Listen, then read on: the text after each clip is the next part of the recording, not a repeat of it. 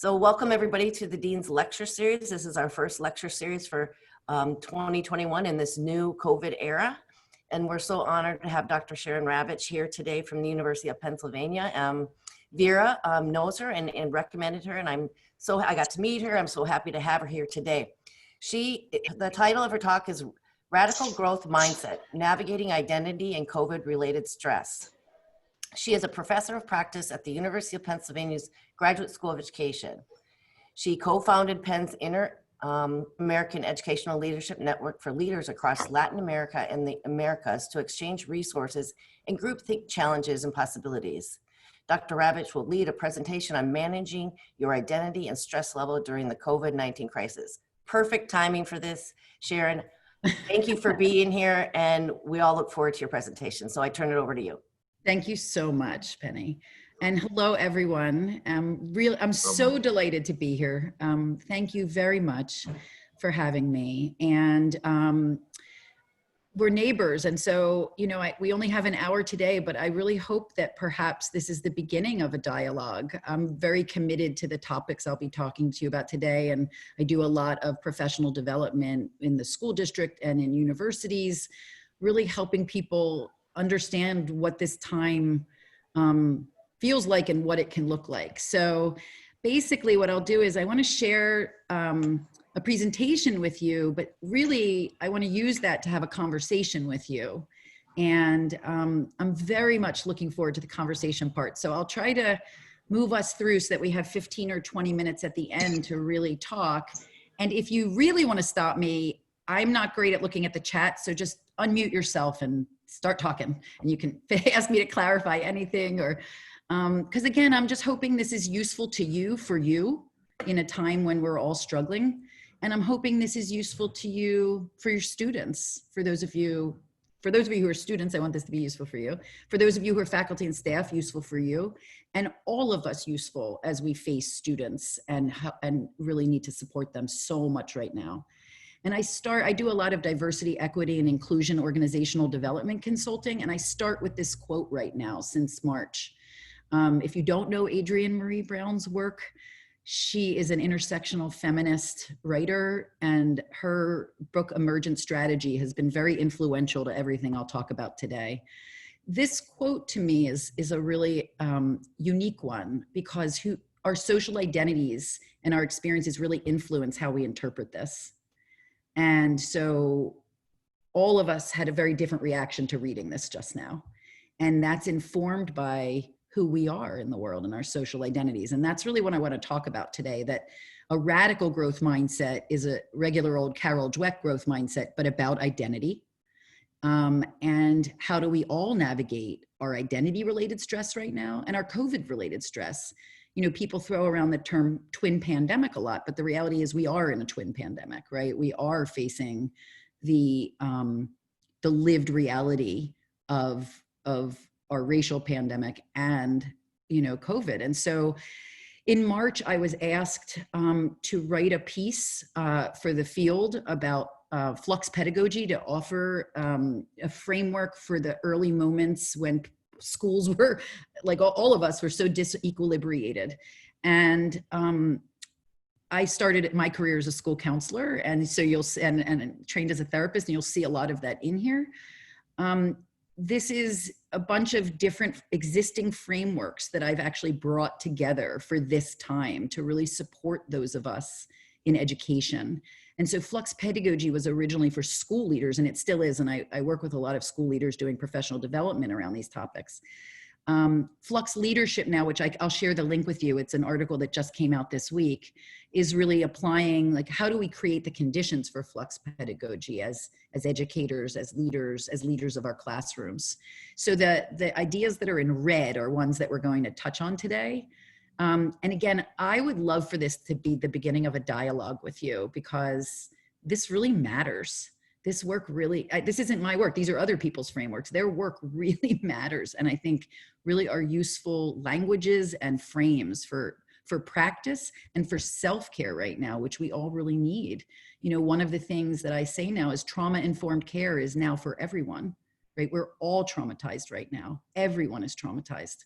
And it lands differently based on our histories and social identities. Of course, all traumas aren't the same. Some of us started the pandemic with trauma histories, and there's racialized trauma, as we'll talk about.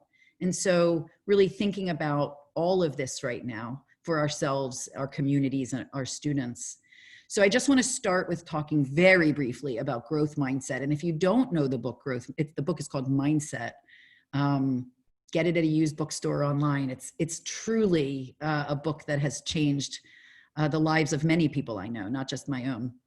And so if you juxtapose the notion that Carol Dweck came up with is that there are, I mean, there's many kinds of mindsets, but roughly as a heuristic, there's two kinds of mindsets. One is fixed, right? Black and white thinking, negative self-talk, judgmental, and the other is a growth mindset. Things are gray. I'm always in process. If I'm committed to my learning, I am never what I do in a given moment. I'm in a process, right?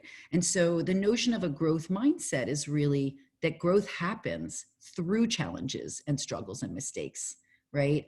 And in our society, we tend to think that growth happens when things are going well, and then we're just doing like stopgap measures, And right now, in a very racially stressful moment, you're seeing that not working for a lot of people. And so how do we not racially microaggress? And then when we are caught racially microaggressing or offending someone or being challenged in some way, how do we not double down, right? How do we actually lean in to understanding that we have to listen for understanding?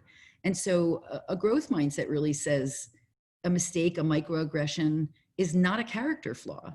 And in the US, the sort of the morality frame of racism is very harmful. You're a bad person if you're a racist. God forbid you should be called a racist. When actually I would argue as a white woman, I'm racist. Of course I'm racist. How can I not be racist growing up in this crazy racist country, right? And so you have to say to yourself, all right, what does it mean to understand how I've been socialized and to say, I don't need to think I'm immoral if I do something that's microaggressive or someone challenges me as being classist or racist or sexist or ableist or whatever it might be. I can actually just lean into saying, you're right. Tell me, I did do this mistake, right? And I don't have to fall apart because I know that my learning includes missteps and vulnerability.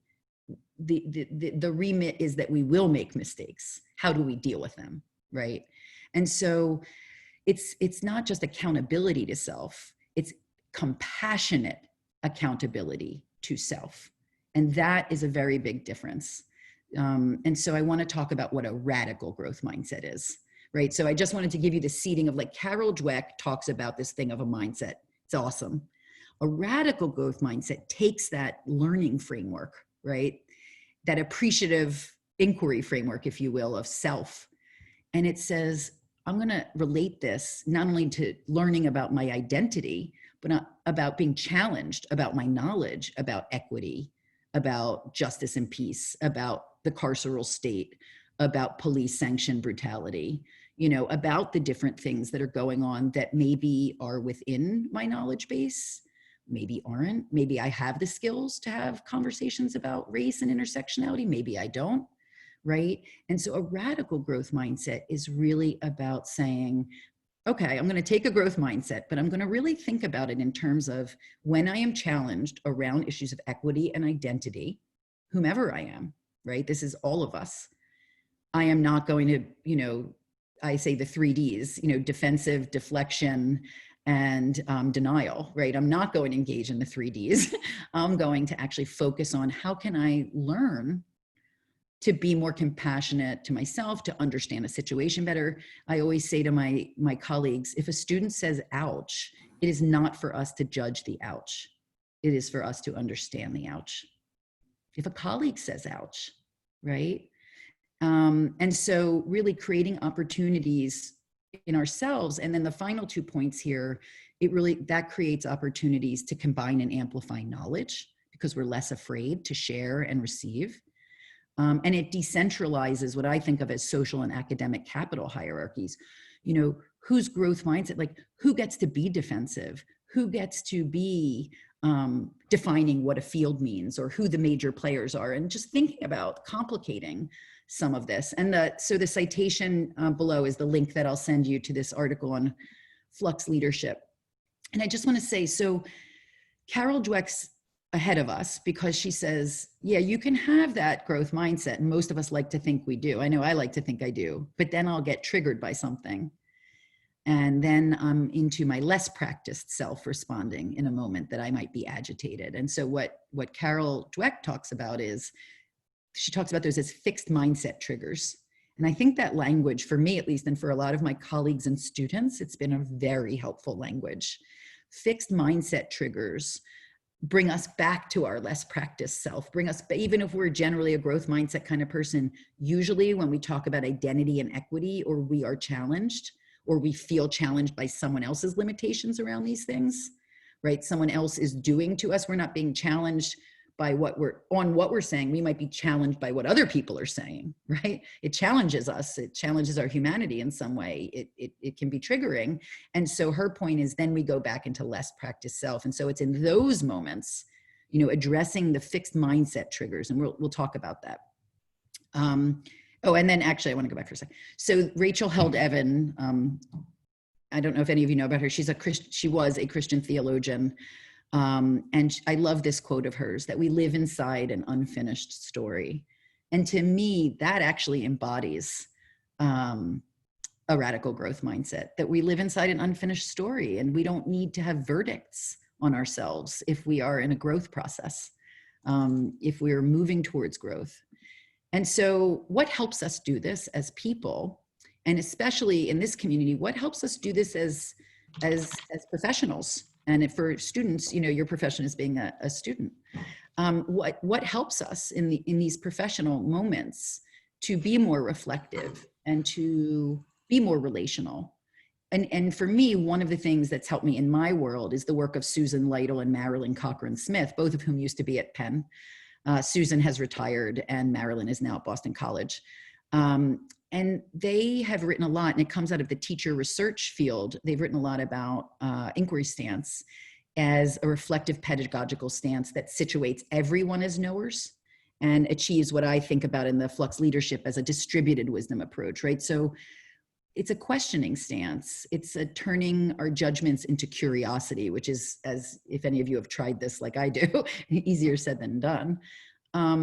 So as a pedagogue, you know, as a learner or teacher, both, we hope, in a classroom, you know, how do we turn judgment into curiosity, into a portal to try to understand maybe what we don't know or understand? And then, and this is a really big piece of growth mindset and inquiry stance, how do we turn disagreement and conflict, which is the name of the game right now, we all know, in every place we're in right now, turning conflict and disagreement into shared exploration. And that is by doing things like thinking about defensiveness and really thinking about, you know, with intention, how do I want to be curious in this space, right? What do I want to be curious about? Do I want to be curious about how my identity plays out in a space? Do I want to be curious about who takes up more airtime in spaces and how that may be, you know, identity-based or racialized more specifically? So really thinking about inquiry as stance as a way to, almost as a language and a framework for decentering ourselves and really thinking about, what does it mean to be a learner while I'm a professor? What does it mean to be a learner as staff? What does it mean to be a learner as a student in a way that means I don't have to always be performative? I can just be curious, right? And so these things are really valuable, I think, in academic spaces, because academic spaces, as we all know, can be very intimidating spaces for a lot of people. And that should never be what, you know, we should always work against intimidating education spaces, I think. So, I want to mention most of the artwork for the rest of my talk today I took it on my morning walks through the pandemic. So you'll see a lot of amazing Philadelphia street art. So radical compassion is part of an answer to this. And I'll talk about radical compassion and radical self-care. And this is all a part of this flux model if you're interested to read it. So radical compassion actually comes out of Lampert's work in the early to mid 2000s. criticizing US public schools as being traumatizing places for students, right? So his whole point was we're supposed to create compassionate organizations and we're creating traumatizing organizations. And this feminist slogan said by Hamish, the personal is political, is really what this radical compassion movement was all about. I'm sort of reviving a lot of this. You know, things sometimes quiet down for decades, but they're important. And I think radical compassion is one of those things.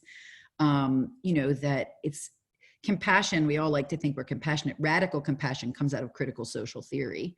And it's really about examining the social and political power and circulations of that in micro, you know, in a classroom, in a team, in a group, in our interaction with a single student, in our thinking. Right. And so how do we bridge personal and political? How do we think about people more compassionately because we understand that things are systemic, right? The things that show up on individuals are systemic. Now, I always say people have compassion for little kids hurt by the system, but once those little kids grow up and are adults, we're not very compassionate. We've created a carceral state for that.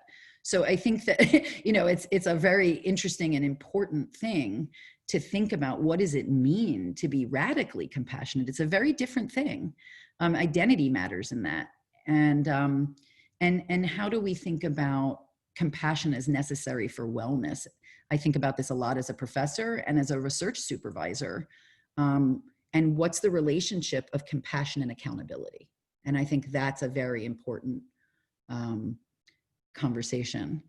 And so the flip side of radical compassion, we can't be compassionate to others if we don't take care of ourselves, right? Nary a person who is not compassionate to themselves can be compassionate to other people. Now, we all need to be more compassionate to ourselves. I was negative self-talking this morning and noticed it, but you know, the reality is that radical self-care is radical compassion towards self, and it's a set of actions, right? It's not just passive compassion towards self. It's how do I take care of myself?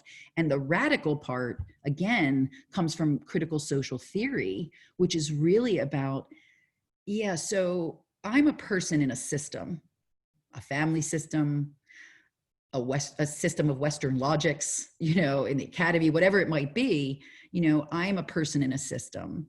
And so what would it mean for me to think about that? So the routines and rituals may not just be doing a clay mask or getting a pedicure, right? Those things are great. I'm not knocking that. I miss a pedicure since the pandemic. But my point is that's not radical self-care. That's general self-care. That's great. But when we know that racialized and identity-based stress is different and poignant in poignant ways from regular stress, we understand that radical self-care means how do I take care of myself in relation to the structures of society that oppress me and that block my opportunities, or whatever it may be for different people. How do I love myself through that? How do I contextualize that in a way that helps me support my growth? And specifically my growth in relation to my identity. And so specifically, it would be like if I were, you know, knocking myself for having, you know, issues about my appearance, when of course I would, as a woman socialized in this society. I've learned to take on the gaze of patriarchy, right? So an example of self-care would be, well, how do I feel about the way I look? How do I want to look, you know, and really trying to decouple that from the messages I've received. And so you could think about that for your different social identities and the ways we've been socialized. And I think about this a lot for students. How do we help students engage in radical self-care? How do we help them? Like the imposter syndrome is such a great example of this. You know, we know that students, I as a first gen woman in my family go to college, I still have the imposter syndrome. Right now I have it. And so, you know, I think it matters to us that I understand that that's about being a first gen student in the academy, you know, et cetera, et cetera, et cetera. It matters to understand these things as part of what I'm saying. And it matters to validate them in others, to help our students and our colleagues understand that some of the opportunity costs of their lives are systemic. And so, you know, this is a set of questions. I think the broader remit of radical self-care is to understand, as Adrienne Marie Brown, who I mentioned earlier, talks about, that taking care of ourselves is political. It is a political act to take care of yourself. The farther away you are from structural white power, the more of a political act that becomes. And so, I'm sorry, I'm just going so quickly, but I can't wait for our time at the end. And if you have any questions, again, just unmute yourself and feel free to ask. So here's a tool that I teach. I teach with Howard Stevenson. If any of you know, he's one of our most beloved professors at Penn. He is the brother of Brian Stevenson of Just Mercy. And so Howard runs our Racial Empowerment Collaborative, and a number of us teach through his Racial Empowerment Collaborative. And so Howard and I teach racial literacy quite a bit. And what I've learned from Howard is a dear friend and a mentor. And what I've learned from Howard is really racial literacy is a tool for all of us for racially stressful encounters, right? So and for navigating our identity-based stress. And what I love about the way Howard teaches this is he says, everyone has an important and powerful racial story. Only some of us were socialized into understanding that. And I think that that's a very powerful statement. And so he also shares this African proverb that the lion's story will never be known, which you all know is true, right? As long as the hunter is the one to tell it, right? And so it's why we have, let's say, Howard Zinn's A People's History of the United States, or an Indigenous People's History of the United States, because the grand narrative of the United States excludes those narratives, right? And so the grand narratives of the United States are told by the hunter. And so what's so important about that is that that stresses us out in real time. And so it's important for us as pedagogues, as students, and for our students and with our students to really think about racial literacy. And if you're interested, I do a whole racial literacy training, and I'd love to come back and do it with you because it's awesome. But the general just like frame of it is, and I can give you 2 TED Talks that Howard Stevenson has done on this in the chat and links later on. So racial literacy has these 3 components. And the first one, and I talk about this in all of my classes, no matter what I'm teaching. The 3 components are reading, recasting, and resolving. And so reading is, back to like radical compassion and radical self-care. Do you have a good, critical, socially contextualized read of what's going on in a racially stressful encounter, right? Something just happened in a group. It's really stressful. Everybody gets a little amygdala, right? Stuff starts happening fast. You've all been in this probably recently. And what is one to do in that moment? Well, what is one to do, and we can teach our students to do this, is to give ourselves a moment, which I'll talk about in a second, to create what Viktor Frankl talks about as a space between stimulus and response, so that we can do these things, so that we can, what's going on here, right? What are people's social identities? How might that be influencing what's happening? How do I recast, right? How do I reduce stress through racial mindfulness? Meaning I'm able to read a situation, and there's a whole framework of calculating how stressful it is, locating where we feel it in our bodies, communicating what is stressful to us, and then breathing and exhaling. This is part of the larger training, but it's a whole process so that we can calm our amygdala down in these moments immediately in order to whatever it is we want. We could end up deciding to leave in that moment. We could end up deciding to just be quiet. We could end up deciding to be angry. But we have a sense of choice over those choices, right? There's intention rather than reaction. And so racial literacy is about that. How do we all get ourselves with our different identities to places where, when we're triggered or when we're agitated by what we're seeing, what we're feeling, what we're reading, what's being said to us, what we're saying being challenged, whatever it might be, how in that moment, can I navigate this? And so some of what we're navigating also might be very quiet. Racial stress can be very quiet in groups, and especially with students, given the power dynamic. So I always tell people that we're thinking about vicarious racial stress, right? And racial microaggressions, right? So racial microaggressions are the seemingly small or brief or commonplace insults, imposition of assumptions and biases that really create a hostile environment. And people will often say, well, why is it called micro? These things don't feel very micro. And the whole point of Gerald Wing Sue from Columbia Teachers College, who came up with this framework, is it's not that they're small in the sense of how important they are. It's that they're seemingly small enough and they accumulate. And the accumulation is part of the point of microaggressions. And so someone asked me recently, so are you saying to me as a professor, you're responsible to all the microaggressions your students have experienced before they're in your classroom? And I'm like, yeah, that's literally what I'm saying. We are definitely responsible to the microaggressions, at least to know about the flavors of them and the brands of them, because there's societal tropes around them. The angry Black student, we know these tropes. We can interrupt these tropes if we spend some time thinking about them, but because we don't often spend time thinking about them, they get perpetuated. People of color doing more emotional labor in groups and classrooms, racial microaggressions not being called out by professors, which they really should be. And vicarious racial stress happens when that happens, right? When you're a student in a classroom and someone's being, and again, racial microaggressions, if we think about it from like a Crenshaw intersectionality frame, right? Racial is identity, intersectionally. And so if you're watching these microaggressions happen, it's and or they're happening to you and they've happened to you, right? We need to be responsible to the way that will be felt when a single comment lands in our classroom.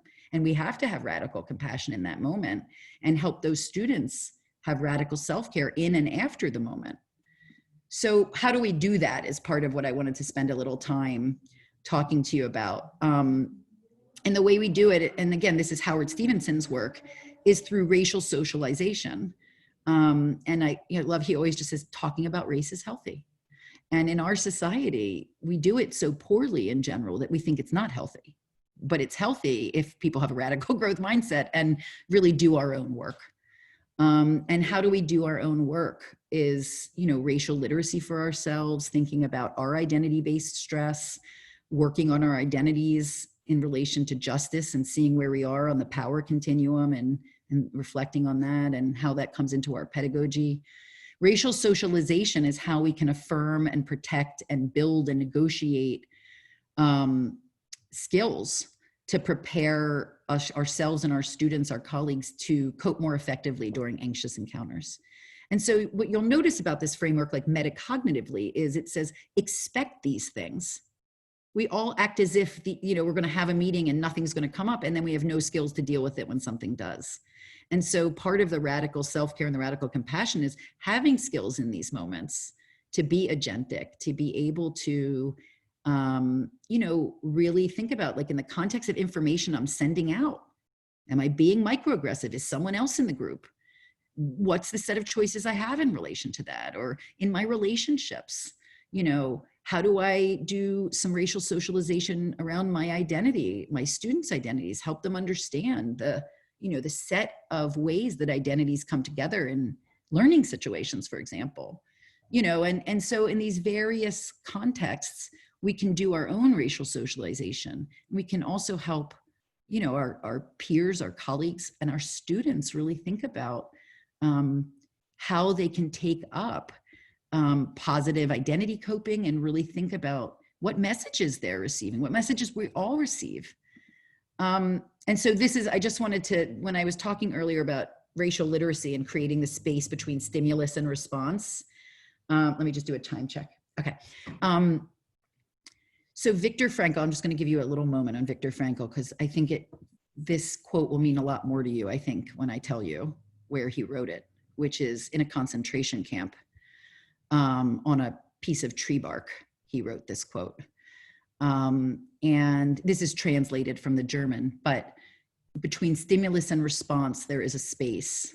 In that space is our power to choose our response. And in our response lies our growth and our freedom. And that was a gift given to me by a therapist 20 years ago, right? This notion that there's actually a space. And I was someone who grew up with a very anxious mother. And so, when the only tool you have is anxiety, everything looks like a reason to be anxious.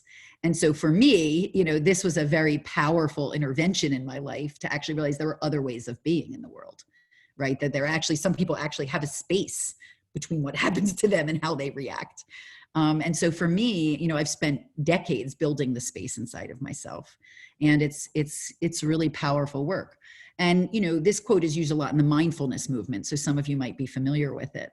And Howard loves this quote around racial mindfulness specifically. And so it has, all of these factors. And so, how do we create the space between stimulus and response? And again, for ourselves and our students, this slide is on many decks of things that I teach, no matter what I'm teaching, right? Because students need, everyone, we all need extra coping right now. We are so maxed out and stressed and traumatized, collectively really traumatized. And so, this notion of being curious about ourselves rather than judgmental, which you might be like, yeah. But then if you notice your self-talk for the next 2 days, you'll probably notice, unless you've done a lot of work on this already, that you're probably not so nice to yourself in your self-talk. You probably criticize yourself quite a bit. I do. I notice it now. And I think, wow, you were doing this for like 30 years without even noticing it. What talk about collateral damage, right? A constant stream of negative self-talk. And so that's a part of the radical self-care. This is radical self-care, right? Learning to create a space and to keep ourselves company in that space, right? That we can create a space between a stimulus and response, and we can use that space to be curious about what we say to ourselves and why. So for example, if I microaggress someone and they call me on it, I'm not actually freaking out at this stage in my life about them calling me on the microaggression. It's probably because I felt a lot of shame as a child for a different reason, and that's getting triggered, right? So really figuring out how things in the current moment take on considerably more emotion is part of what this space really helps us to do. And this is something I really do daily, right? I think I as I react, I'm trying to give myself a little bit of time and space around that. And so I have 2 more slides, and then I'm going to push us right into discussion. So I'm really eager to hear your comments and questions and examples and thoughts. So I just wanted to parlay what I'm talking about to particularly student racial stress right now. And again, racial stress, identity stress. It's just so important that we do our work as pedagogues right now, as leaders right now, as student-facing people right now, as students right now, to be honest with students, to be honest about what we don't know. And, for me, I'll say to my students now, hey, I've gotten the hint that my gender binary language is problematic, and I'm really actively working on it. And in whatever ways feel not burdensome and comfortable to you, please let me know if I'm messing up, if there's different language, right? And inviting that, understanding the power dynamic, that's a really hard thing for a student to do. And that, if a student does challenge me publicly, it's enormously important that I really affirm how courageous that is and how important it is. And so, really thinking about, let's say a white student in a class is really microaggressing a student of color, which happens all the time, unfortunately. We have a lot of teacher moves we can make, and our social identities obviously influence that. And so really thinking about how can we connect with everyone in that moment and protect the student being harmed, right? And well, how can we protect the student being harmed and connect with everybody in that moment would be the better way to say it. And maybe it's just protecting the student in the moment and the connection comes later, but, having some intention around that and thinking about, notions. I don't know if you've heard of the brave space, thinking about safe spaces that can largely be sort of circumscribed by white middle-class male communication norms. And really thinking about that doesn't feel safe to a lot of people. If you're not white, that often doesn't feel safe. If you're not male in some circumstances, if you're not, again, farther you get away from nexus of power. And so how do we think about this with our students? I do brave space norming with my students in the beginning of my classes. Now, I never did this until the pandemic, but, I feel that to have racialized stress on top of all of the COVID stress is really, it's too much of a lift for students. And so, really working on trying to, create classroom dynamics that are more, equitable. And really, a lot of this is, again, back to the radical growth mindset. It's all about like, I don't need to perform that I'm like a woke white woman. What I actually need to do is be a compassionate and critically conscious person. And if I'm doing that, then I'm meeting people with compassion, and I'm also creating accountability to keep everyone safe from, and I'm not saying white people necessarily, but whiteness in group spaces that can really serve to silence. And it can even silence white people, right? Whiteness is a system. And so, just really thinking about how do we really listen? How do we really take perspective? And, folks will, and without requiring emotional labor of other people, my Twitter feed, for example, is set up to learn about groups of people without asking for emotional labor, right? Like when you follow people every day for a long time and you see how they respond to the same political issues you didn't even notice or whatever it might be, right? It really raises or at least for me, it really raises a level of sort of where I'm off, where I'm limited, where my implicit biases are hanging out and taking up a lot of rent-free space inside of me. And so basically, I just wanted to say, how do we reimagine and reassess in these times for ourselves and our students, workload, quality time? How do we manage all of these things in ways that, really, really support us. If any of you know the fabulous street artist Blur, this is one of their pieces of art from South Street. And this is the last slide I'll share with you. And we can talk about this in the large group, but, communities of practice around this is one of the ways that Howard and I are starting to organize our faculty, staff, and students around these principles that we're taught, racial literacy, brave space norming, navigating identity and COVID-related stress. And we're really thinking about affinity groups as communities of practice at GSE. So I'm running a white racial affinity group with our associate dean, for example. And so just thinking, I'm also with Howard, we're running a racial literacy affinity group. And it's actually student and staff focused because we feel there's such a primacy placed on faculty all the time.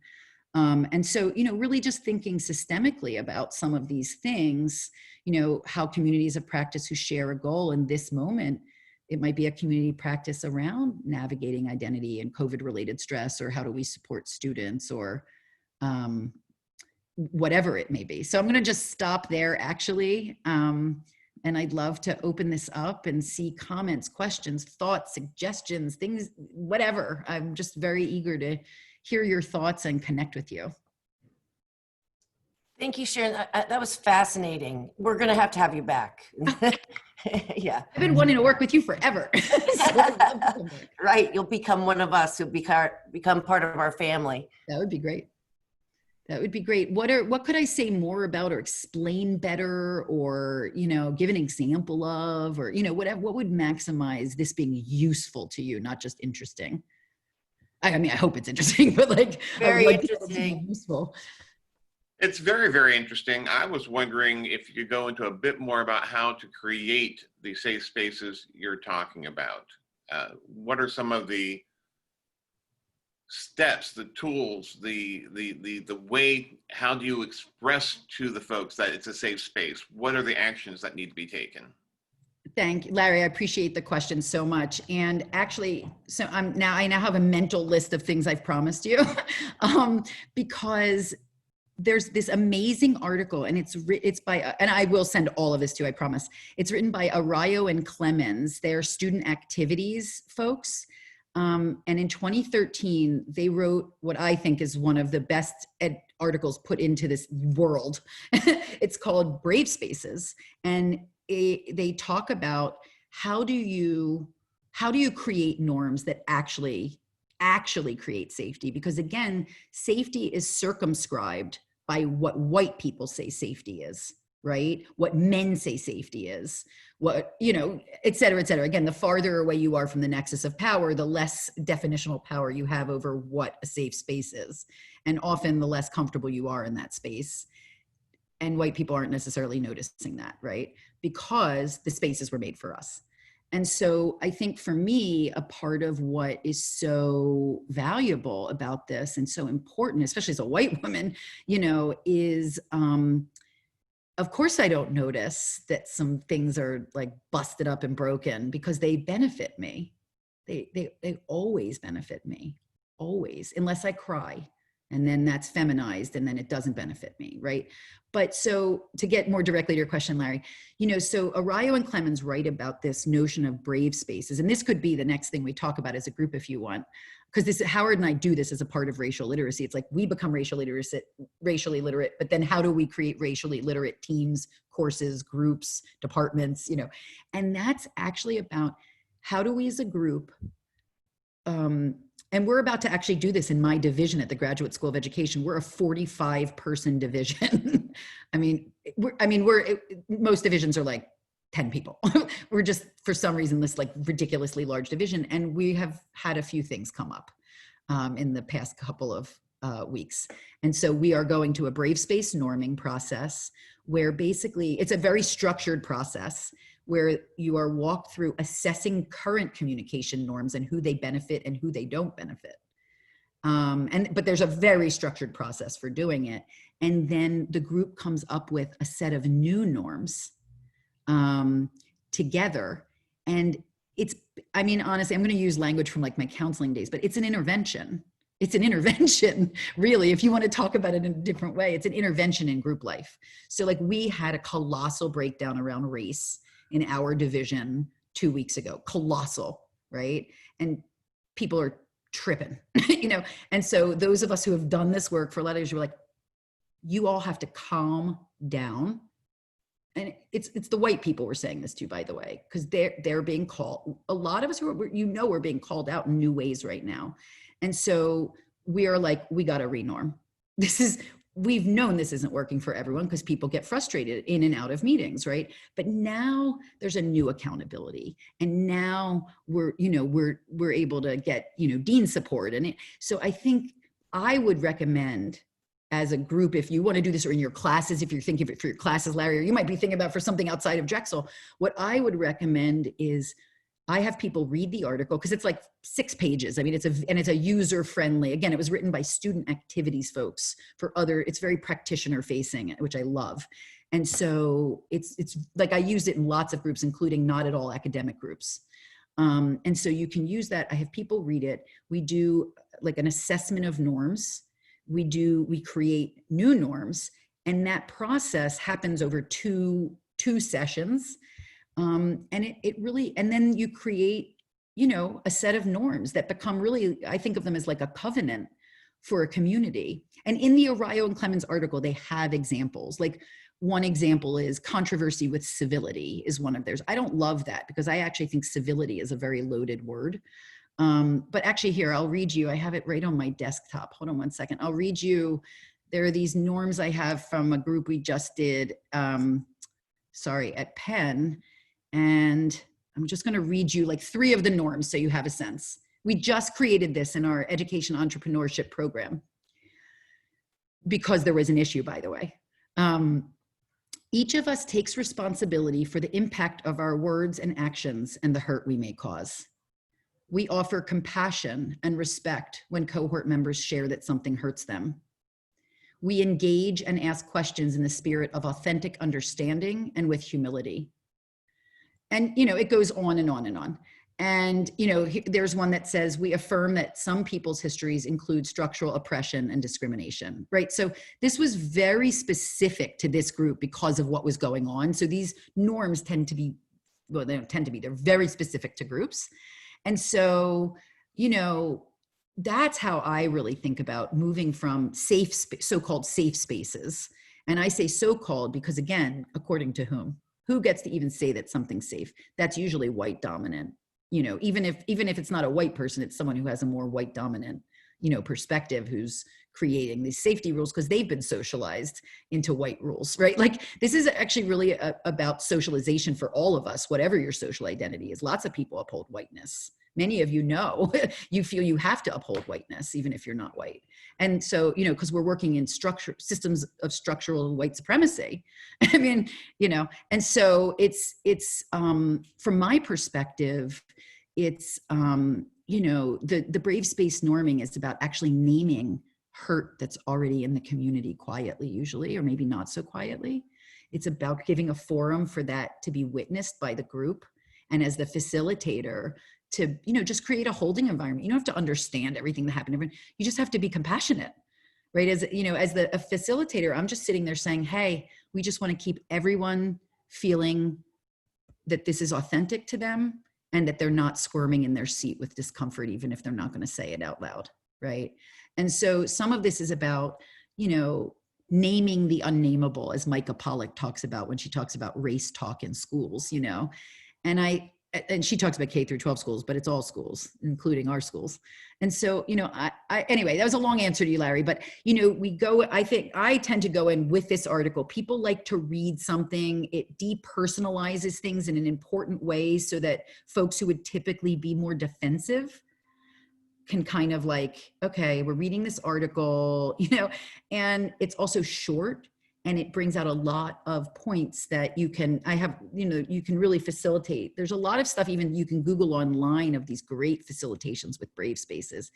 And then what I like to do is, like, on my slide deck right now, because I'm using PowerPoints every week on my, you know, lectures, the brave spaces we came up with in one of my classes, it's just the last slide every week, you know, and every once in a while I revisit it, but actually sometimes I really don't, but I just know that it's there, you know, it kind of.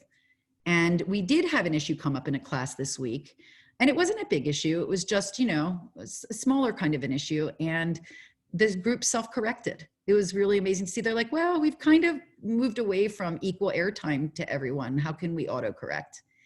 And that was instead of somebody attacking someone else, right? Because we had a norm that we could sort of recalibrate around. And I think that's a piece of it too. You can hear, I tend to not be very structured, but with like these kinds of things, you actually need to be pretty structured, because part of it is containing emotion. Not containing all, I mean, you don't want to, I mean, emotion is welcome, but you do have to contain some of it, especially with students who are, you know, they're in our classes, not necessarily by choice. Or even if they're there by choice, there's power.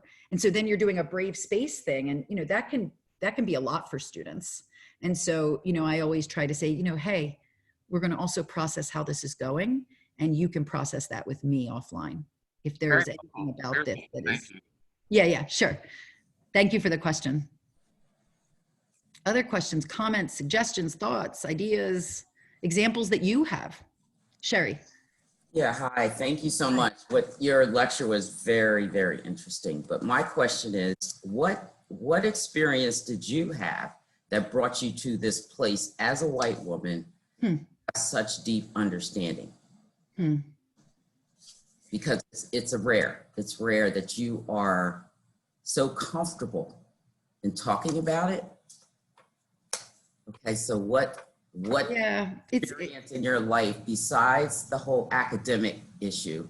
Yeah, it's a really books, the books, the journals, the this, the that. What personally brought you to this space? That's a really interesting question, and I appreciate you for it. I didn't grow up in the United States. I think that's probably part of it. I grew up part of my childhood in Israel. And so I think just a piece of that gives me a different sensibility about, like, even the coarseness of American dialogue. You know, my parents were immigrants. Like, I think that there are just, I'm the first woman in my family to go to college. So, you know, I think that some of that is a piece of it. I'm Jewish American, and that doesn't always mean what you're saying at all, unfortunately. But in my case, I think that my Jewishness has been a portal into understanding, because, and then also problematizing that, right? Really understanding anti-Semitism is not racism. right? And as Audre Lorde says, there's no hierarchy of oppressions, but the structural is everything. And so I think for me, some of it is like growing up a little bit in a different country, also being a religious minority here, who grew up in a Jewish home that was not assimilated. And that's a biggie, right? Most of the Jews you all know, or yourselves, are probably very assimilated. I grew up in a very not assimilated home. We didn't always speak English. We did, there was a lot to it. So I think that's a piece of it. And then I got really lucky to have amazing mentors early on who weren't white. And I think that that's an enormous piece of it, that growing up, I had mentors who are not white. And as a graduate student, my advisor wasn't white. And I think that's a piece of it. But Sherry, you might think, well, why did you seek that out? Right. So I sought out those advisors. And I would say probably because I really, honestly, I think on some level, I guess the last thing I'll say, it's funny, I've never been asked this question before, so you can see I'm like stumbling a little, but I would say the last thing would be that my mom got her GED and finished her education there. And the disrespect that she has received in her life for that identity in our culture, in my culture, I should say, it was a very profound learning for me. My mother was a Jewish woman cleaning houses when I was growing up. And that's an anathema to a lot of the cultural stereotypes.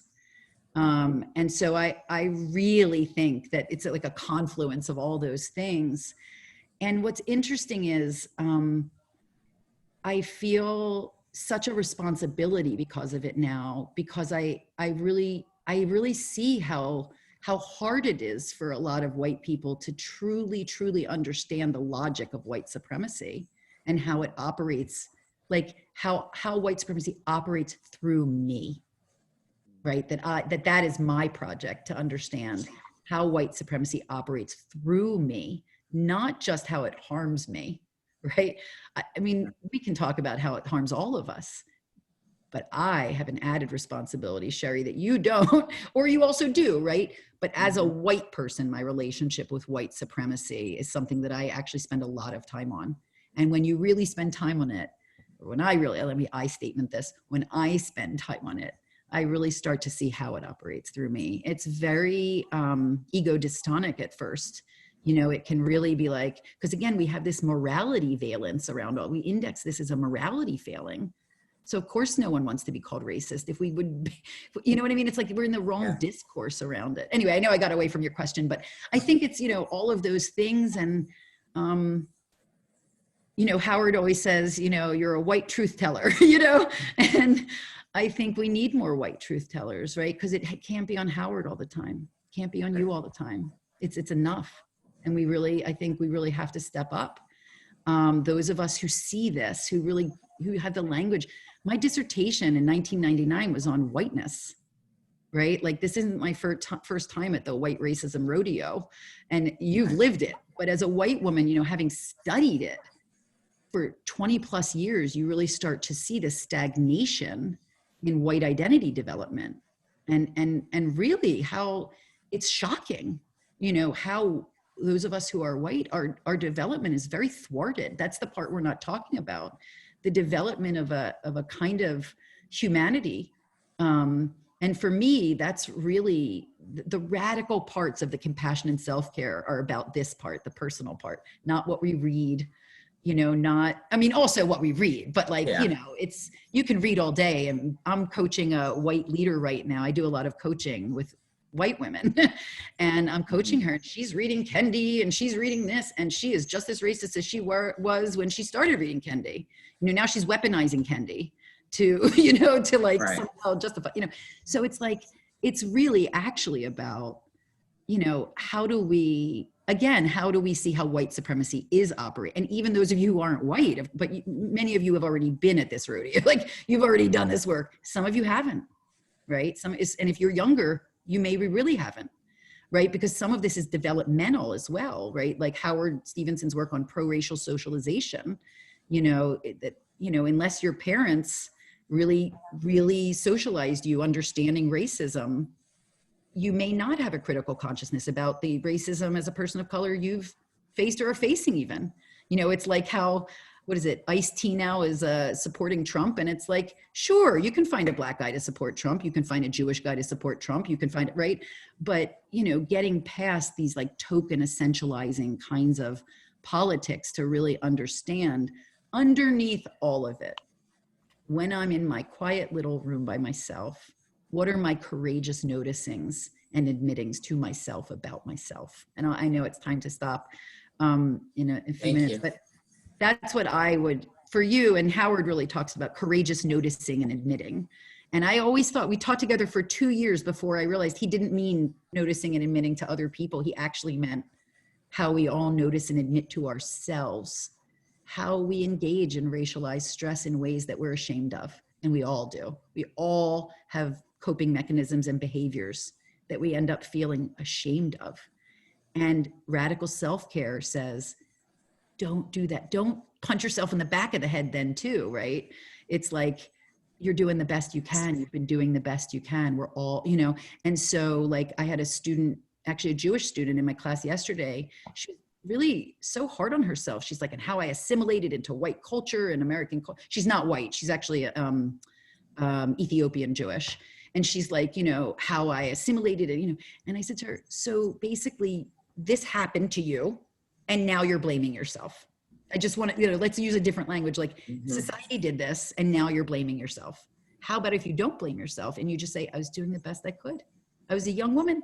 I was making choices, you know? And I think some of that is also for all of us about like the radical growth mindset. The system is poisonous, you know, that we've ingested some of that poison is not our fault. So I want to actually just say I want to read one quick thing to you before we end in this crazy, crazy time before we go. So I'm going to just share my screen for a second. And I wanted to end on this note. As we all face such a stressful time. And I just want to say to all of you as my colleagues that I hope I see you again, and that I wish you well. These are really, really hard times. And we just need to love ourselves and each other better. And so if you want, close your eyes, do a deep breath. You can turn off your camera. I do this at the end of my racial literacy trainings with folks. And usually folks will sort of breathe in and breathe out. But I'm going to read you this poem because I have a feeling it will probably mean something very important to each of you. And we all love to be read to.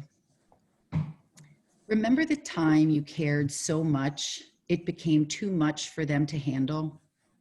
And you tried to pull back and pull back and pull back, just enough so that your caring and your hearting and your showing was downplayed for their benefit, for their comfort, for their ease. And for what? So they didn't have to try to match your effort? As you do, because you are you adjusted. And you cared to provide them with a version of someone they could stand. They could be on the same frequency with, but not anymore. No longer is this the time to play small, to downplay, to hinder. Now you don't apologize for how much care you are willing to express. It is on them to meet you where you are, not because you are inconsiderate, but because this is the season of the giver, the season of the wanderer, the season of the lover, the season of the heart. Reclaim your superpower and realize how necessary you have always been. And with that, I want to just say thank you all so much. We're all giving a lot right now. We're giving so much, and it's important to give to yourselves as well. So I wish you all well. Follow me on Twitter, email me. I'd love to stay in touch, talk with your community. And thank you so much, Dean Hamrick. I really appreciate you inviting me. No, thank you. This was amazing. We've been doing private chats, how we're going to get you back. Oh, good. Well, I'm right here, so it's not right. It's not thank you so much. To be back. Very good presentation. I think we all will take away something special. So thank you for your time during, we're this COVID, we're always on Zoom, but thank you for taking this hour Oh, and absolutely. It's sharing with my us. honor. Really appreciate it. Let's all give her a Oh, you're sweet. applause. That's good. But I did remember that I did not put all the things I said I was going to put in the chat. And so I'm going to send them to you right now. You can send them to me and I'll get them to send it in a everybody. whole, I'll send a whole thing, and I'll make sure that the Brave Space article, Larry and everyone is on there, and Okay. all the resources. So thank you all so much. Thank you. I appreciate you. Have a good rest of the day. Thanks so much. Be well. Thank you all.